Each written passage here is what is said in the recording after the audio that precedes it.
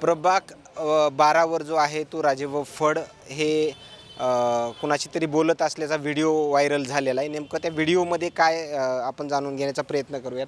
काय कुणाशी सोबत तरी चर्चा करतायत, काय प्रकार आहे त्या बुधवारला? चर्चा नाही. प्रभाग क्रमांकच्या 12मध्ये बोगस मतदान पवन फुटके नावाचा आणि त्याचे असंख्य गुंड घेऊन धनंजय मुंडेचा कार्यकर्ता पवन फुटके आणि गावाकडले ग्रामीणचे असंख्य गुंड घेऊन तो प्रत्येक महिलेचं मतदान कोरोलामध्ये नेऊन ही माझी मामी, ही माझी मावशी, ही माझी काकी, ही माझी आजी, हे माझी आई असे म्हणून ते मतदान कोरोला आम्हाला कळालं.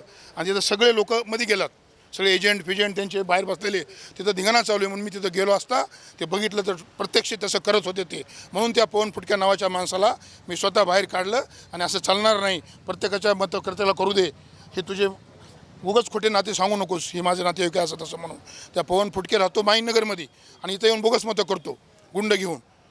खरं तर जे वैजनाथ सोळंके आहेत ते म्हणतायत की कुठल्याही बूथवर असा प्रकार बोगस मतदानाचा किंवा प्रशासनाकडून हलगर्जीपणा होत नाही, असं त्यांच्या प्रतिक्रियात. तुम्ही स्वतः बघा ना, व्हिडिओ रेकॉर्डिंग आहे ते मध्ये गेलेला मी स्वतः भर धरून बाहेर काढला आहे त्याला. पवन फुटके नाव आम्ही सांगतो ना, आम्ही कंप्लेंट निवडणूक आयोगाला आता मी कंप्लेंट देत आहे, पोलीस प्रशासनाला कंप्लेंट देत आहे. हा माणूस मध्ये जाऊन बोगस मतं करायला आहे. ह्यासोबत असंख्य गुंड आहेत त्याच्यासोबत.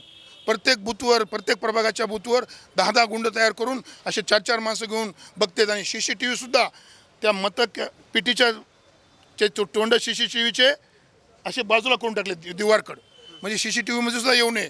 म्हणजे CCTV सुद्धा असे आउटसाईडला फिरले जातात, साईड त्याची चेंज केली जाते. असे प्रकार इथं चालू आहेत.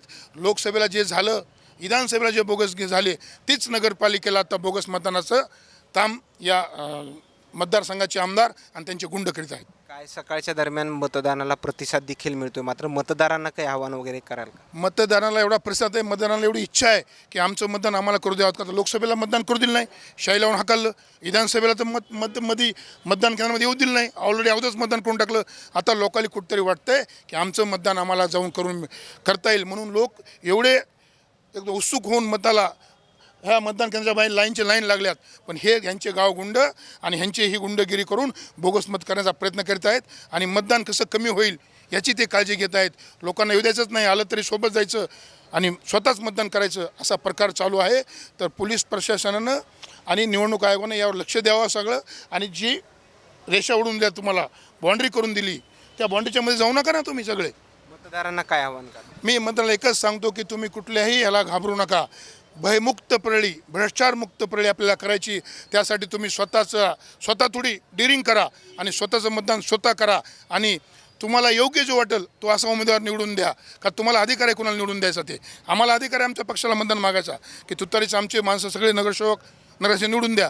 पण तुम्हाला मतदान गुपित मतदान आहे, तुम्हाला कुणाला करायचं आहे तुम्ही ठरवा. पण भयमुक्त आणि भ्रष्टाचारमुक्त जर प्रळी करायची असेल तर आमच्या शरदचंद्र पक्षाला निवडून द्या, असं मी मतदारांना आवाहन करतो. ओके, धन्यवाद. या ठिकाणी पाहिलं गेलं तर राजेभाऊ फड यांच्या आलेल्या प्रतिक्रिया. मात्र आणखीन काही नवीन अपडेट्स मिळतील का हे देखील पाहणं तेवढंच महत्त्वाचं ठरणार आहे. कॅमेरामॅन उमाकांत फडसोबत सचिन मुंडे, सूर्य मीडिया, बीड, परळी.